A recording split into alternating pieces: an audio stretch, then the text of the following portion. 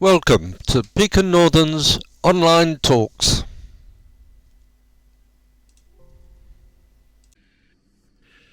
Dan is the founder and the brains behind the Slowways project, which seeks to create walking routes between every town and village in the country. This ambitious project has already captured imagination amongst walkers across the country, and we're very pleased in Beacon Northern to be able to support the Slowways project. So over to you, Dan. We're looking forward to hearing everything you have to say about Slowways. So I think there are a lot of groups out there who are talking about wanting to get more people walking. Maybe fewer are thinking about how we can get people actually going further, and crucially for more purposes as well. So while Slowways is definitely about recreation and enjoying ourselves, it's also about remembering the history of our 200,000 kilometres of public rights of way and many more footpaths, which originally were created not just for recreation, but just to get people from A to B, from one village or town or city to the next, for trade and pilgrimages, to go to festivals, for fun, see family, for funerals, for dealing with bereavements and families, whatever those reasons might be that go beyond just pure recreation. So when I think about strategic footpaths and travel in the country, one of the most inspiring things I think that has been done in recent times has been around the National Cycle Network, a strategic network of routes that connect up towns and cities, the places where most people are, to the places where most people want to go to. But a limitation of this network is that the methodology is predominantly designed for cyclists, clearly, and it's also predominantly on road, as you can see here from all these purple lines showing the on-road cycle network. When we think about our strategic footpaths then, the country, and clearly there's more than just the national trails, these are often inspiring, distinctive, enjoyable routes that people can follow. But for a lot of people, the routes themselves go from countryside to countryside through countryside. They're not necessarily connecting up the big settlements of the country. And also they can be both technically challenging to complete because of their distances, but also just the simple thing of booking somewhere affordable to eat and sleep along the way can be a challenge as well.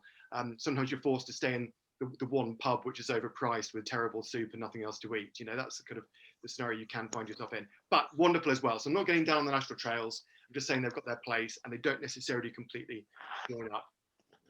So I got thinking about this a while ago now and started thinking about what it might look like to have a strategic network of footpaths for the country, and got thinking about both the Department for Transport and Ordnance Survey's primary destinations. And these are different destinations. They're slightly different depending on those two organisations, but essentially they're places which are important to the country because of either high levels of population, because of their transport links, or because of local cultural importance as well. So when you look at the different spots on this map here, what you'll notice is that not every single highly populated suburban fringe location is on this map. Whereas in parts of Cornwall, in the Highlands of Scotland, there are some really quite small villages that, relative to the locations, are important to the overall map of where these principal destinations are. So I got thinking about those and got thinking about those old sailing maps and what the Romans were up to and the way that people used to travel around thousands of years ago, thinking about this network of routes based on a principle that really we should all be able to walk reasonably, directly, safely, enjoyably, accessibly between any two neighbouring settlements. And I think if we can't make that journey on foot reasonably, directly, safely, enjoyably, accessibly, then maybe something for much of our landscapes is going wrong.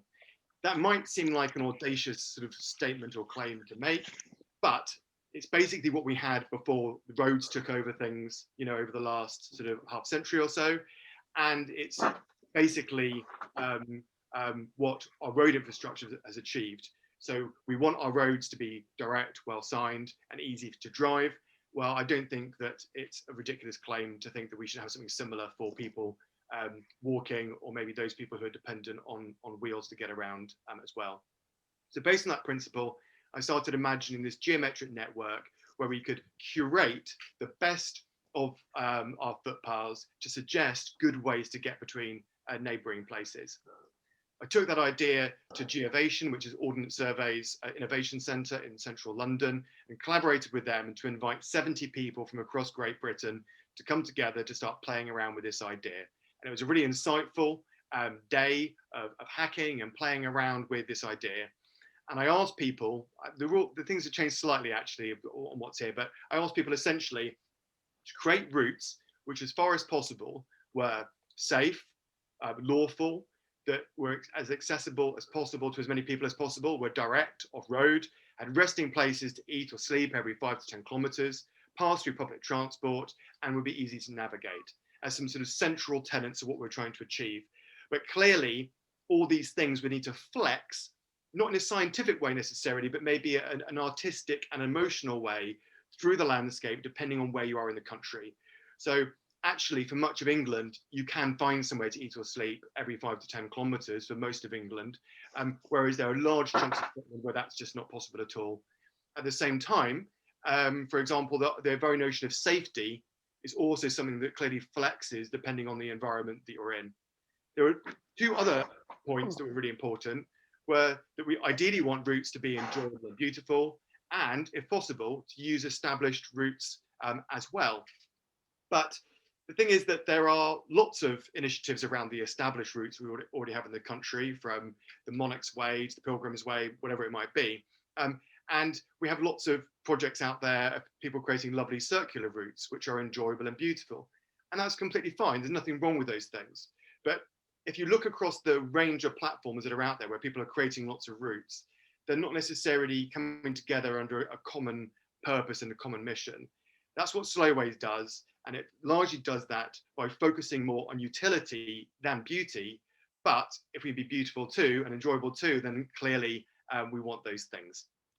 So going into this hack day, I had thought that we were going to be creating a network of routes where essentially there'd be one definitive route between any two places. So for example, there would be a Slowway route, the best way to get to between Beaconsfield and Slough, for example. What became really clear from the hack day was that for a range of reasons, you might want to have 1, 2, 3, 4, maybe even 5 different options. And there are two big reasons for that, I think. The first reason, most important one, is that different people have different needs and desires. So there might be one person, for example, who is very happy to go the straightest way possible. They've got a high threshold for walking on footpaths, down busy roads, and they want to be as direct as possible. There might be another person who's going on another Slowway somewhere, and as you'll all appreciate, I'm sure, they want to miss out as many styles as possible. Maybe they're a single parent pushing a pram full of triplets, or maybe they're dependent on a scooter, whatever it may be, they want to miss out those styles. There might be another person then who doesn't like canals very much, or they really want to miss out that field of cows, which is a big concern for lots of people. So given where we are with modern technology, rather than there being one way to complete a Slowway, in reality, there can be different ways that can be better for different groups of people. Another advantage to this approach is that we can be both forwards and backwards compatible to initiatives that are already out there.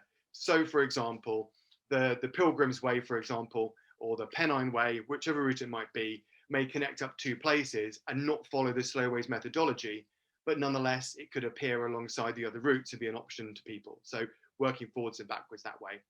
So just as a curiosity for you to know that Slowways could have been numbered in some very sort of sterile, dry way, but instead they're all named after the places that are being connected. So Beaconsfield to Slough, we take the first 3 letters of the 2 words, and rather charmingly, Beaconsfield to Slough is called B-Slow. And then we have B-Slow 1, B-Slow 2, B-Slow 3, and so on. You might be interested to know, we had to ask lots of volunteers who got involved to go through, and we created something like 7,000 plus Slowway names. And there was about 50 that were just so rude or so offensive that we had to take them out. And so we added some letters in places to sanitize those slightly. There are still some fairly rude ones in there. We don't want to get rid of like all the loveliness out of them in that way, but some of them were just so horrific we had to do something about them. So they've got these lovely playful names. So the Slowways themselves are not straight lines.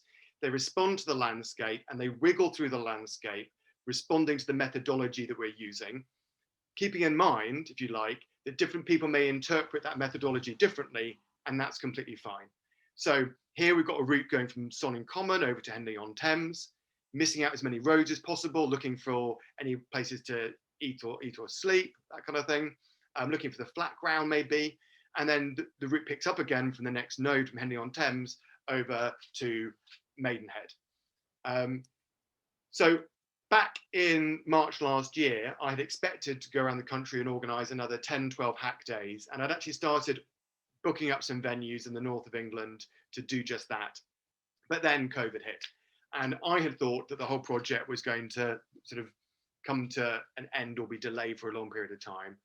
But about 15 people from that original hack day came together and set everything up using very large Google spreadsheets, Google Maps, collaborating with OS Maps, Ordnance Survey's leisure mapping platform, to take the whole project online.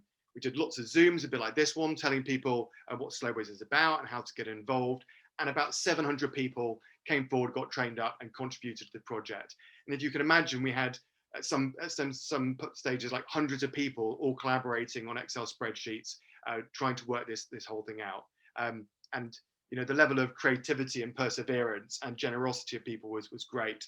But we definitely benefited, I think, from the fact that there were lots of people who loved walking, loved maps, who were suddenly trapped indoors and wanted to do something creative and productive. And Slowways was a great way to spend a month or more of that first lockdown.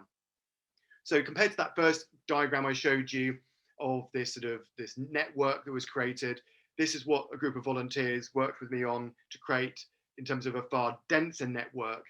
And this network includes all of the towns and cities in the UK, the 1,000 most populated places with their own distinct sort of identity, so like a village or a town or something like that, and then hundreds of other places on the ends of nodes as well to create connectivity with the network, all because of their local strategic importance. This thing you can see here, this network, is primarily an intercity and an intertown network. It's not really designed for getting around inside urban areas. It's about getting between them. I think that if you want to get around inside an urban area, then Citymapper and Google Maps and Bing and whatever you like, there's a whole load of really good options there for using algorithms to get you from one place to another. Where I think there is a dearth of information is around people giving trusted, reviewed, honest advice on the best way to get between two neighboring places.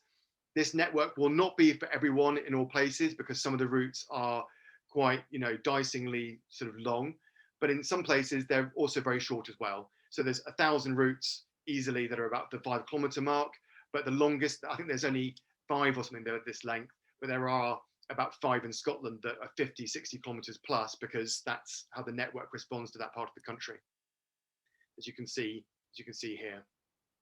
So what we end up with is this really incredible, I think, really beautiful geometric network, which is created by trimming out those routes which aren't relevant to the network. Yes, it means that not every single village is included, but you can see on here that many of these routes will go past and through villages, connect up to AONBs and national parks. And I apologize for where the dots are on this, but you've got Hay-on-Wye on the far left, the far west center of the image, then going over towards Hereford slightly to its right, and then down towards Cheltenham and Gloucester, just up to the northeast of the River Severn there. And if I wanted to make that journey, I can very easily see how I would build up segments from this map to complete that journey on foot, which would take a lot less time than trying to work out all the things and not knowing whether it's passable, and so on. So by not showing everything and curating our footpath network in this way, I think it provides some clarity for most of the types of journeys that most people would like to make. And this diagram shows that very nicely, I think. So go from Swansea over to Norwich. What this shows you here is that actually there's a myriad complex way of very good ways in which you complete this journey. And so what if we knew for each of these different segments that the route was trusted, that it also met some of your user needs and desires. Maybe you wanted to go away that was more wooded. Maybe you wanted to go away where there's accommodation for less than 50 quid each night along this route. What if you wanted to go away with as few stars as possible, or the flattest route possible, or past your friend's house? That's the kind of thing we could put together. I just touched on there, I think a really interesting aspect of this, which a colleague the other day pointed out to me, was almost thinking about how this is democratizing travel to some extent, is that at the moment, I think people often go for a walk in the countryside by driving somewhere and doing a circular walk, or maybe they do a national trail. And there's certain ways in which people are thinking about moving around. To some extent, this approach, by remembering the fact this is what we did for hundreds of years, disrupts some of that thinking and gets us thinking both about how we can use public transport more for walks creatively through the countryside. But I think it raises another thing for me that I find really exciting, which is that at the moment, a lot of those rural walks start and finish in the countryside, and people will end up booking expensive accommodation or feel that they need to camp, which they may not really want to do. By starting and finishing in our towns and cities, that means that people have the choice, if they want to stay in a 5-star hotel. If they want to, they can camp if they want to, but they could also sleep in Premier Inn and eat out of Tesco if they want to. And so journeys potentially could become far more accessible and far more desirable and affordable to people who would rather sleep in a double bed and watch Netflix at night before carrying on their walk the next day. There's nothing wrong with that at all. So an interesting thing that came of the initiative that I wasn't expecting is raising another question. So I think all of you will probably be familiar with the Ramblers Don't Lose Your Way campaign, a brilliant campaign, which is all about identifying paths that we've used throughout our history, which are at risk of being lost if they're not recorded and added to the definitive map of footpaths across the country, something that has to happen all within the next few years. Don't Lose Your Way, I think, is predominantly asking the question about, footpaths of the past to save for the future. Slowways is actually beginning to ask a different question, which is more about, given the fact that people live in different places and the landscape has changed and we've got roads now and people's needs are different and we've got a climate emergency and a health emergency and we need to connect communities up better, what paths do we need for the future?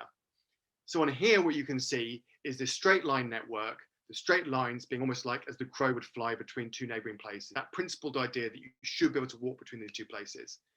The wiggly lines then are the actual routes that people need to follow in order to complete that journey. So here you can see these wiggly lines and straight lines looking at the south of Wales, and here you can see the same thing in Cornwall and looking off towards South Devon. And actually, David raised where I was in the country. I should have said that I'm in Exeter, down in the southwest. And this issue, I think, is particularly pronounced in the southwest, where many of the old footpaths that people used to take have become lanes and become A roads and things, so that they can't take them anymore. But essentially what you can see here is you've got the straight lines as a crow flies, and the higher the level of shadow you can see is the greater the level of deviation that's needed in order for someone to complete the route, missing out dangerous places or missing out private land, that kind of thing.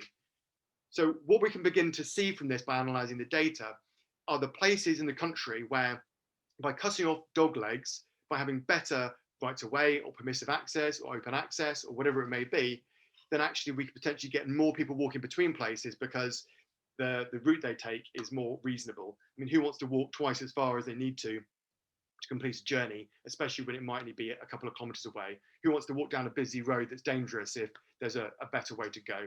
So I think we can begin to analyse this data and make sense of where best to join things up. So phase one of the project was all about creating a first draft and a provocation to inspire me and hopefully you and other people to get involved. And this is what the volunteers created, predominantly within a single month, but then lots of follow-up work to deal with lots of issues afterwards, where these incredible 700 volunteers created over 7,000 routes that stretch for 100,000 kilometres, which is the equivalent of 2.5 laps around the equator. And this equates to about a year's worth of time invested in a single month, which is absolutely brilliant. Phase two of the project then is to walk and review all these routes. So if you imagine all these people were in their bedrooms and their studies and their offices and their gardens and their beds and wherever they were in, and they were creating all these routes and they look like they make sense on OS maps. But as we all know, OS maps don't always know what's happening on the ground, both because things change, but also because sometimes there's paths that aren't on OS maps, both alongside roads and permissive routes and that kind of thing. So the next challenge is to walk and review all these routes. And this means both having a hyper-local conversation about the routes between any two neighbouring places, but also clearly there's a national conversation that needs to take place as well, simultaneously across this network as a whole. So to help with that, COVID Innovation Fund, Paths for All, who want to get more people out of public out of driving and using more sustainable modes of transport. Pilgrim Trust, who wants to get a greater diversity of people exploring the countryside and walking, and the Kesterman Trust, who help with sort of innovative projects around the environment. So all these different partners helped us to build a website, and the purpose of that website is to be able to manage this conversation between tens of thousands of people walking thousands of routes to let us know that the network is strong enough. So what we're asking people to do is to go out and choose a local Slowways route, walk it and review it. And they might do a simple review and a rating, a bit like when you go onto Amazon and you leave a review and you give it a certain number of stars or TripAdvisor or something like that. But we're also asking people to verify whether or not a route is good enough to be in the network. It doesn't have to be perfect, but good enough. And we need three different people to verify a route in order for it to become a verified part of the network. Actually, after three people have verified it, it needs to then be the majority of people. So technically speaking, a route can actually be de-verified as well. Some people, fewer people, want to go further with us and do some online training to do surveys. And the survey is about going out and looking at a route and answering lots of questions about what's on the route. Questions about, for example, accessibility for different people, about whether or not there's places to use public transport, questions which help us to grade a route in terms of its quality or obstacles that are on there as well. And in the Q&A, I can explain a bit more of that if you're interested. But reviews, even without surveys, are extremely useful to us. But surveys are absolutely brilliant because surveys can actually really inform people on whether or not a route is desirable for them if they have particular user needs. If you're in a group, then it's really helpful for you to what we call swarm a route. So if you imagine that the quality of data we have around a route in terms of three people needing to verify it means that if three people go out and walk a route at once and all verify it at once, then that then means that that route is verified and we have a higher quality of data compared to just one verification of the route. But also interested in swarming of areas as well, where lots of people go out and review whole areas as a way of both giving us quick coverage to give people confidence in the network, but also to build momentum in regions as well. So that's a quick tour about what Slowways is all about. What I'm going to do now is give you a quick tour of the website. Let it come up.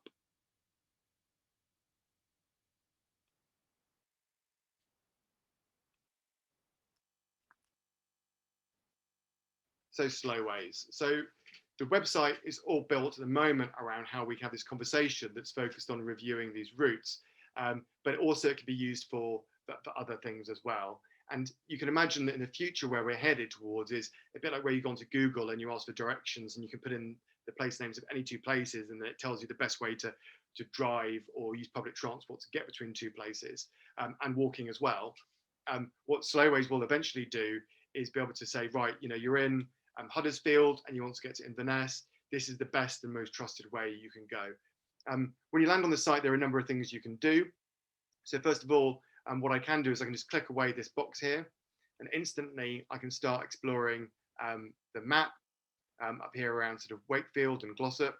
I can use the map layers to look at OpenStreetMap or Esri mapping. And if I want to, I can actually bring on the routes, which are the wiggly lines, rather than using the Slowways purple lines. So just to show you the power of what we're creating for just a fun thing, is we've got this thing here called a journey plan. Actually, I need just to sign in quickly.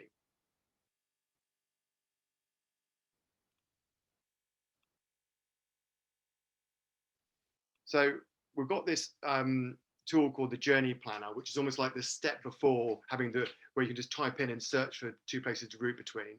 And what this will allow you to do is basically click on segments of routes, which in the future will hopefully all be trusted and graded, and create what we call a way list. And a way list is like a playlist or a mixtape where you can, I'm just going to call this a route, where you can create a longer route by building up segments.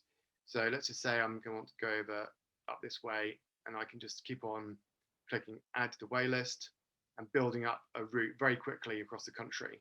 And just to show you what this can end up being like, I've created here a C2C walk, which took me 5 minutes. And this goes from Blackpool over to Scarborough. Let's bring it to OpenStreetMap. This goes from Blackpool over to Scarborough. And you can see what it's made up of using a way list is lots of these segments of routes. So you can imagine someone who's planning to walk to the COP conference in Glasgow, someone who's planning to go to John O'Groats to Land's End, someone who is in university in Leeds and they want to walk home to their parents' place in Preston, could quickly begin to plan a journey using this particular tool. So if I go back to the homepage now, let's say, for example, that you were in Woodstock and you wanted to check out your routes around there. Actually, no, I'm going to look at Lichfield first, actually, for a reason. So let's say you're in Lichfield and you wanted to check out your local routes there. Then I type in Lichfield, I pick Lichfield, the place. And then we can see the slow ways as the straight lines on this sort of map here. I can actually bring up the local routes as well, so we can see what they look like. And if I go down the page here from Lichfield, someone has completed a survey to tell us what facilities are in Lichfield. And then there's this area called route status, which tells us which of the routes in Lichfield have been reviewed or surveyed or verified. Remember, for verified, to get a snail with a tick in its shell, 3 people need to have positively reviewed the route. There's a guy called Ken Brockway. Oh no, it's not Ken. Sorry, Ken, you're on the it's not you, Ken, at all. It's David Sanderson, who is doing absolutely fantastic work and has already checked, I think, 25 slowways in his neighbourhood. And he's responsible for there being all these green ticks alongside all the routes around Lichfield because they're all being checked out, which is absolutely fantastic. So there's a way you can coordinate by looking at a place to see which routes have been checked near you. If I now go back to the homepage again, and I go to Woodstock,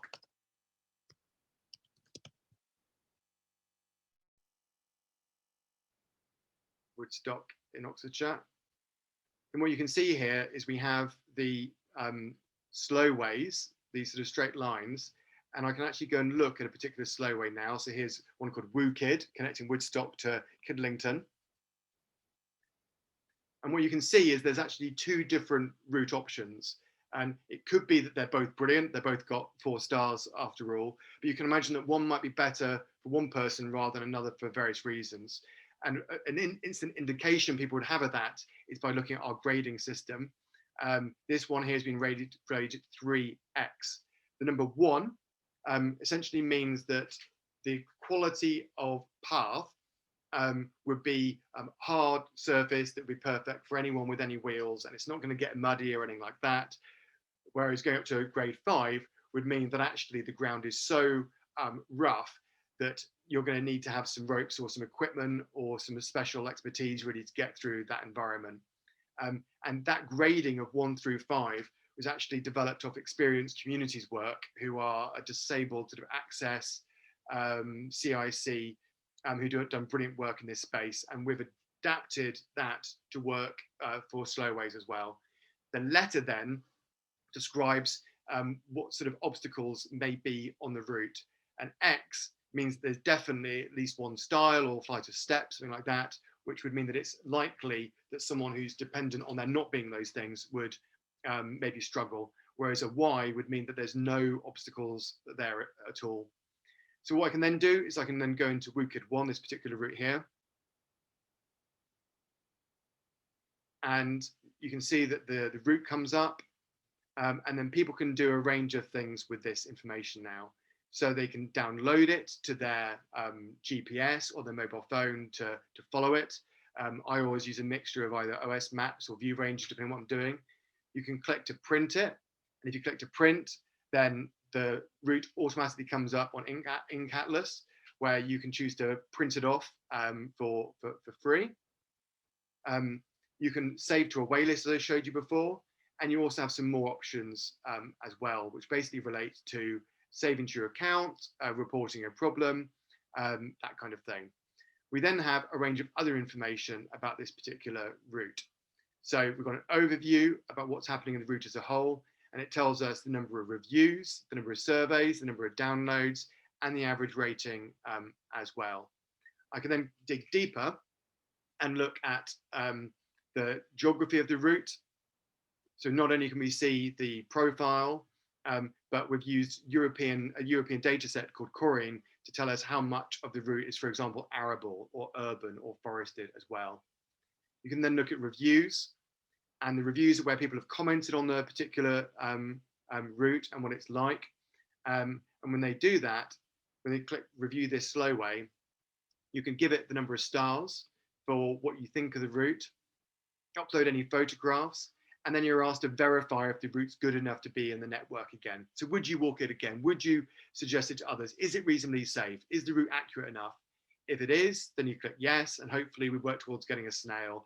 If you say no, then you have the opportunity to flag why it is you think the route isn't good enough to be in the network.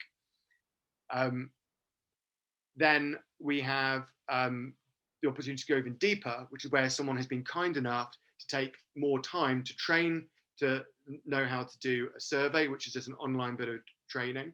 And they've spent some time. Normally it takes maybe 25, 30% longer to complete a walk and then complete the paperwork. But they have done a survey. And here you can see what this person has done is they've done a photo survey, which means they've gone through and taken a photograph of every new section of path, or where there's something significant which would aid someone's understanding of whether or not a route is appropriate for them or not. You can see how useful that would be to someone, even without any detailed measurements or anything like that. And then they've also gone through and done a survey itself and told us about facilities on the routes, challenges that they encountered, obstacles that they encountered along the route, measurements of the path, if people want to. All these questions are optional. You don't have to answer every question. And whether or not the route's been successfully completed, for example, by a small pug-sized dog, a Labrador-sized dog, a St. Bernard-sized dog, or an off-road scooter or something like that. There's also estimations of terrain types. And then what you can also then do is see who's completed that particular survey and then see what that individual person has said about that route. So you can imagine that in the future, if 3, 4, or 5 people did surveys, especially in different seasons, then very quickly you could build up maybe more trust on whether or not you think a route is appropriate for you or not.